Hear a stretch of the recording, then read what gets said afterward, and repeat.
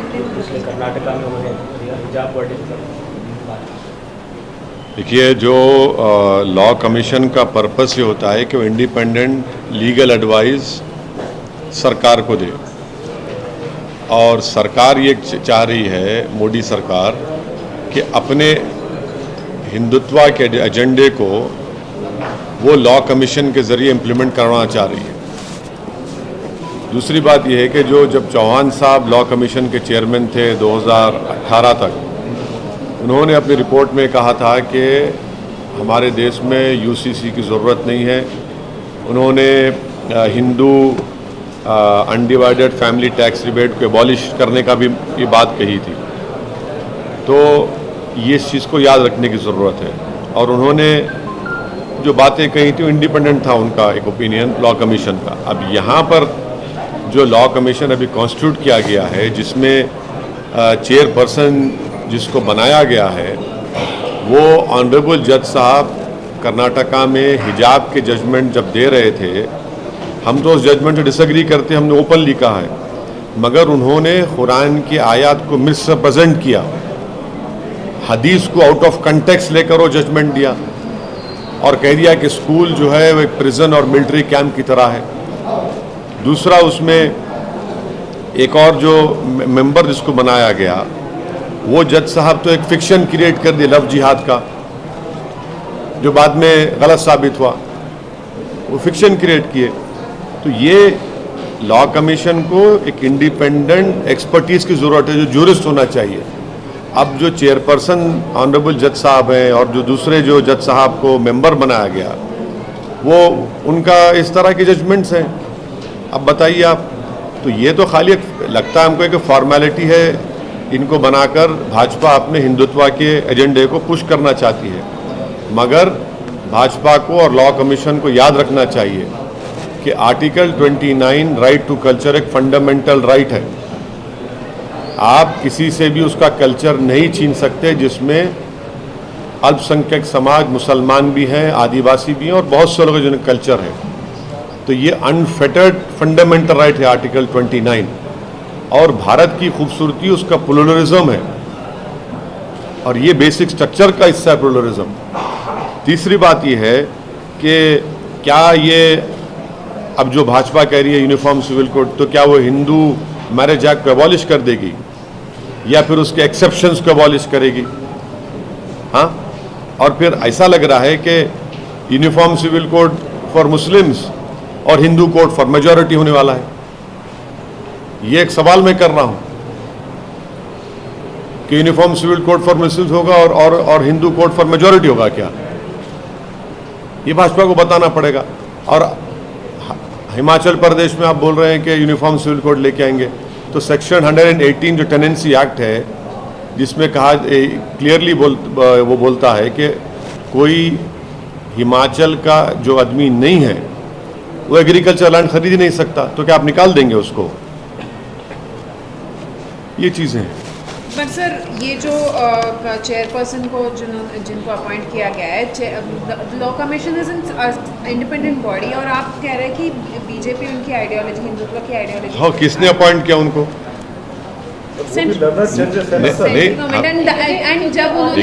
देखिए, सवाल वो नहीं है उनको किसने अपॉइंट किया, उनको सरकार ने अपॉइंट किया, उनका जजमेंट है। सुनिए, हम जजमेंट डिसएग्री करते, मगर अगर वो बहैसियत चीफ जस्टिस कर्नाटका के उन्होंने एक जजमेंट दिया, हम डिसएग्री करते हैं, मगर आप कुरान की वर्सेस को मिसरिप्रेजेंट करते हैं। Prophet Mohammad peace be upon him के हदीस को आप उसको तोड़ के पेश करते हैं। और फिर जो एक और ऑनरेबल जज साहब को जो मेंबर बनाया गया है, उन्होंने तो अपने जजमेंट में लव जिहाद का फिक्शन क्रिएट किए।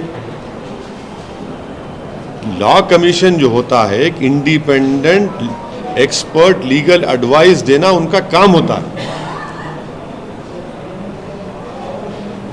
Sir, another issue, the central government in its affidavit to the Supreme Court has excluded Dalits who converted to Muslims and Christianity, saying they are of foreign origins and thereby cannot be considered into the caste system. हाँ, इस पे तो यही कहूँगा कि हाय नरेंद्र मोदी जी, आपकी मोहब्बत उन बैकवर्ड मुसलमानों से क्या कहा था उन्होंने हैदराबाद में? बीजेपी की एग्जीक्यूटिव कमेटी हुई थी यहाँ पर, मुसलमानों में जो पिछड़ा मुसलमान है, क्या मोहब्बत है मोदी जी पिछड़ा मुसलमान से आपकी। आपकी असली मोहब्बत तो एफिडेविट में निकल कर आ गई। आपने पिछड़ा मुसलमान को कह दिया कि वो, क्या कहा आपने मैडम? नहीं, पसमानदा नहीं, पसमानदा मुसलमान के बाद फॉरेन ओरिजिन के मोदी जी पसमानदा मुसलमान। क्या मोहब्बत है मोदी जी आपकी पसमानदा मुसलमान से। हाय हाय, पसमानदा मुसलमान देख रहे होंगे उसको कि पसमानदा मुसलमान है तो फॉरेन ओरिजिन का है। फिर राइट टू इक्वालिटी क्या है बताओ फिर आप बताइए। भाजपा को बताना पड़ेगा कि 1950 प्रेसिडेंशियल ऑर्डर क्या वो रिलीजन के ऊपर बेस नहीं है? आप किस बुनियाद पर मुसलमान को, क्रिश्चियन को एक्सक्लूड कर रहे हैं? वो तो राइट टू इक्वालिटी का खुला वायलेशन है। क्या देश के प्रधानमंत्री और उनकी सरकार भूल गई कि महात्मा गांधी ने इसी मसले पर क्या लिखा था अपनी उस वक्त की मैगजीन में, हरिजन मैगजीन में? आपकी मोहब्बत पिछड़े मुसलमान से, वाह क्या मोहब्बत है भाजपा की और मोदी की पिछड़ा मुसलमान से कि उनका ओरिजिन इंडिया का नहीं है, मगर आपको उनकी बड़ी फिक्र है। आप उनके लिए कॉन्क्लेव करेंगे। आपकी मोहब्बत, हमने तो पार्लियामेंट में मैंने कई स्पीचेस दी हैं जिसमें मैंने कहा कि 1950 प्रेसिडेंशियल ऑर्डर को ख़त्म करना चाहिए, ये रिलीजन न्यूट्रल होना चाहिए। सर, हिमाचल में भाजपा ने अपने बार एसोसिएशन ने भी जिस तरीके से कहा कि डोंट जज द जज, हाँ, आप जिस तरीके से जज को जज कर रहे हैं वो सही नहीं है। नहीं, देखिए वो बोलेंगे ना, क्योंकि वो नॉमिनेट किए। आपका तो एजेंडा है भाजपा का, जज को तो जजमेंट से जज करेंगे ना। इंडिविजुअल उनके पर्सनली हम नहीं जज कर रहे, उनका जजमेंट उन्होंने दिया था, उस पर हम जो आप बोल रहे हैं। तो सर वो एक पर्टिकुलर इशू को लेके उनका जजमेंट था। आप हाँ, उनको तो इसीलिए हाँ नहीं, You are casting aspersions I am on not- complete, on a particular carrier. issue. no, I am raising a question. I am raising a question about the independence of the Law Commission, which is supposed to be independent organization. Their main task is to give independent expert legal advice.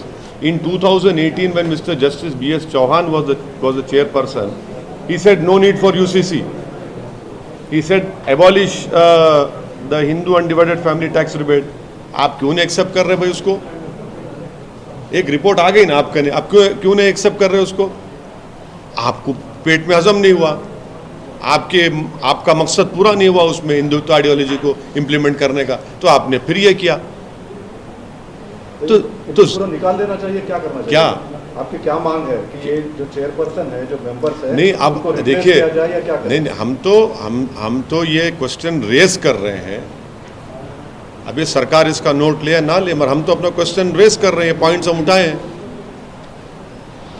Sir, Himachal में भाजपा सरकार ने अपने घोषणा पत्र में जो है uniform civil code बोल दिया ना? नहीं सर, हिमाचल पे नहीं। हिमाचल बोला मैं, हाँ बोला मैं, अभी इसमें बोला मैं, सेक्शन 118। सर, आज इम्पोर्टेंट एक है, बीजेपी ने आज एक लिस्ट जारी की है अपने उम्मीदवारों की गुजरात में। उसमें मोरबी की जो टिकट है उसका टिकट काट दिया, जो एमएलए है, और कई सारे लोगों का टिकट काट दिया। तो क्या ये दर्शाता है? वो किसको टिकट काटे ना दें वो उनका इंटरनल मैटर है, मगर मोरबी में जो 150 लोग मरे, जिसमें 50 बच्चे थे और 1-2 साल का बच्चा था, अभी तक जो कंपनी को ये काम लिया गया था उस ब्रिज को सही मेंटेन करने का, चलाने का, उनको अभी तक अरेस्ट नहीं किया गया है। और दूसरी बात यह है कि आपको याद होगा, खेड़ा गुजरात में गरबा में एक पत्थर फेंकने के इल्ज़ाम पे मुसलमानों को रोड पे लाकर लटों से मारा गया, जनता को जमा करके।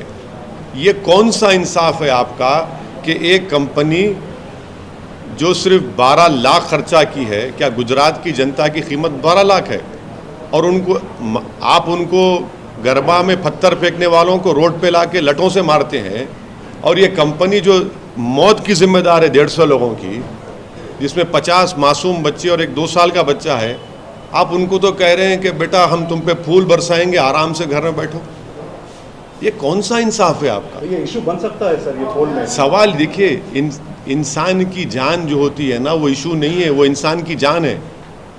जो लोग अपने रिश्तेदारों को, भाइयों को, बेटों को, बहनों को खोए हैं, हम उनकी तौहीन नहीं कर सकते। आप इंसाफ करिए ना। आप देखिए, मैं आपको 2 इंसिडेंट दे रहा हूं आपको, आप खुद जनता फैसला करे। सर, आसाम गवर्नमेंट ने एक अभी अल्टीमेटम दिया है। नहीं, अब ये बस अब ये हो गया। और बस एक गुजरात को अब ईडब्ल्यू से पूछना है आपको।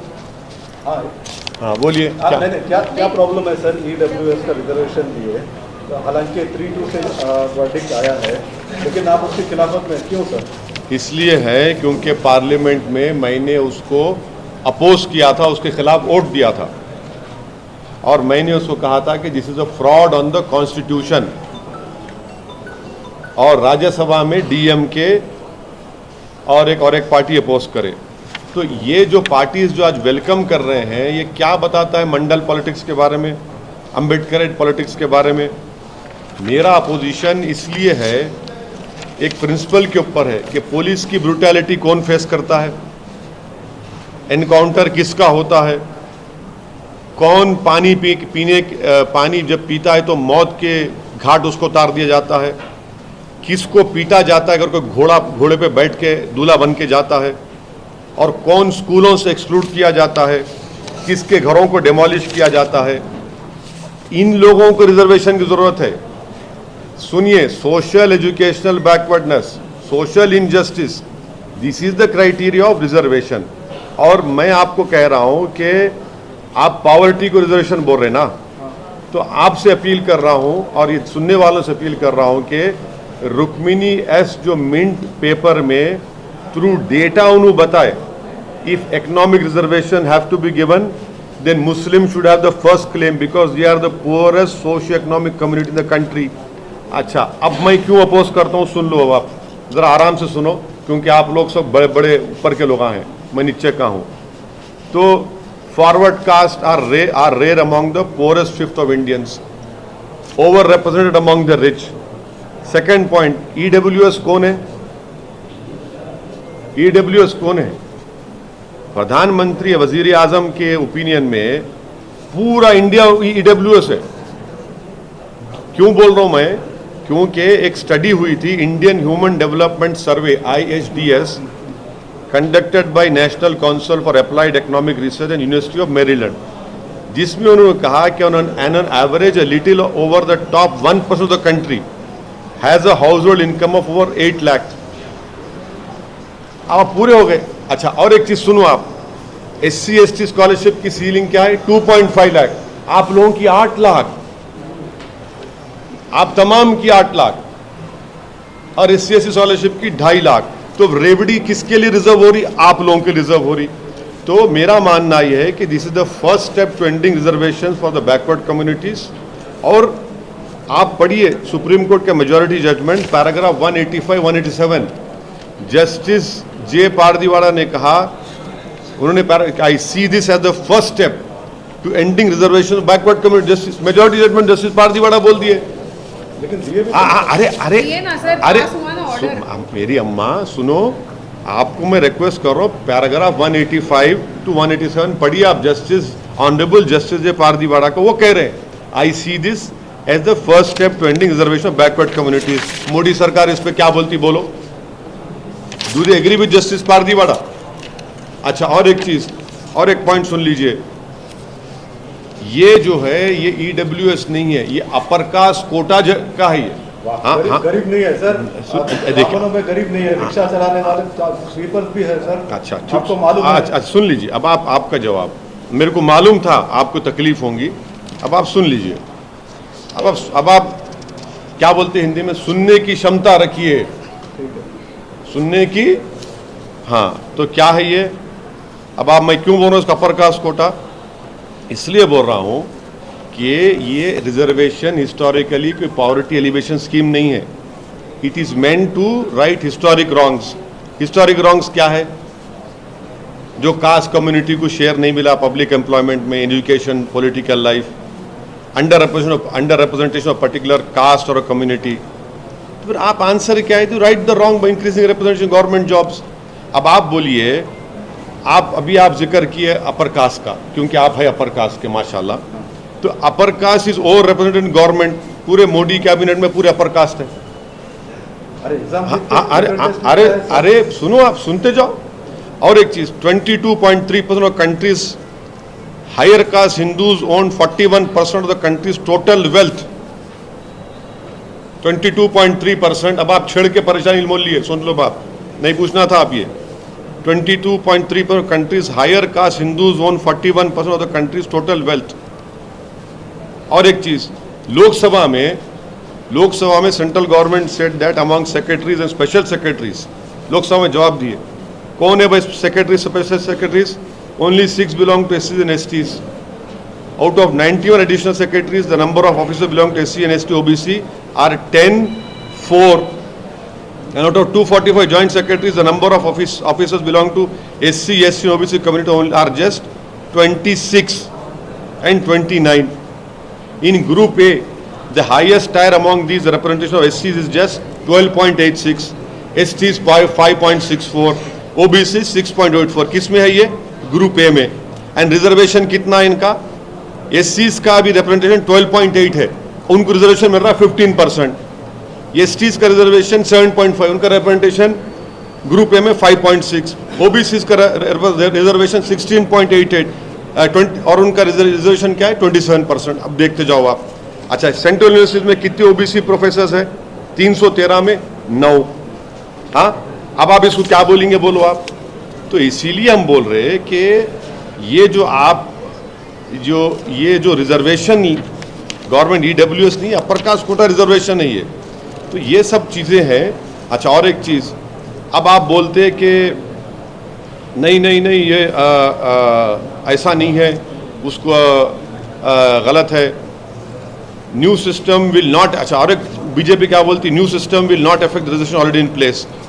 इसका एग्जाम्पल दे रहे हैं, how is it affecting? Recent recruitment notification October 2020 issued by Institute of Banking Personnel Selection, IBPS बोलते हैं उसको। As per notification, OBC, SC, ST quota has been reduced to accommodate the 10% EWS quota. ये कौन सा है? Institute of Banking Personnel Selection. In effect, quota for OBC, SC and ST candidates have been reduced to 49.5 से 40% हो गया वो, while maintaining the open category tally at 50%. Effect नहीं हो रहा है। लेकिन बेसिक सुनो, वो सब वो नहीं, द प्रूफ ऑफ द, सुनिए, ग्राउंड रियलिटी बोल रहा हूं मैं आपको, मेरा नहीं है डेटा ही है। मैं आपको, और सुनो, अब आपको तकलीफ हो रही है, मैं बोल रहा हूँ से बातें, मगर आपको सुनना पड़ेगा, समता रखिए, सबर करिए। अच्छा, गवर्नमेंट जो डेटा टेबल करी 10 सेंट्रल डिपार्टमेंट्स का, defence production, railways, financial service, post, defence, housing, urban affairs, home affairs, atomic energy, revenue, education. जनवरी 1, 2021 में data shows a huge backlog of SC। कितने फिल किए? 13,220 आपने फिल किए। वैकेंट कितने? 17,880।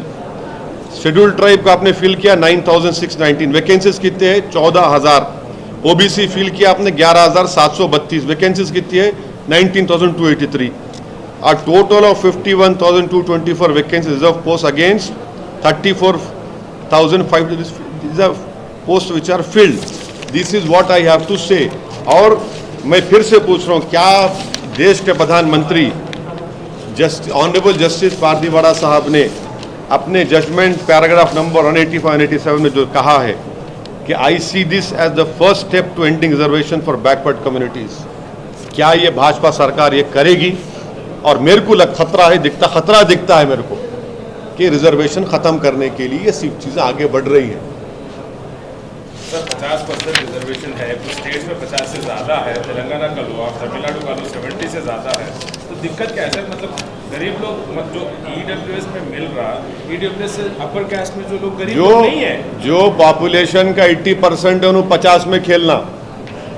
हाँ, जो पॉपुलेशन का 80% है उन्होंने 50 में खेलना, जो पॉपुलेशन का 15% उन्होंने 50 में लेना, गरीब हाँ? गरीब है सर। हाँ? गरीब वही है, गरीब गरीब गरीब नहीं पैसा है, इसके पास गरीब पैसा अच्छा भी नहीं है, क्या अच्छा बात? देखो कैसी बात है? अरे बिल्कुल सही बात बोल रहा हूँ, आप लोग तमाम बड़े लोग हैं, गवर्नमेंट आपको क्या मालूम अरे भाई आप शादी में घोड़े पे बैठे तो तकलीफ होती नहीं होती आपको, आप पानी पिए तो जान चली जाती नहीं जाती आपको, आपको क्या तकलीफ मालूम साहब? अरे सर जिल्लत उठाना जिसको जलील होता है उसको मालूम।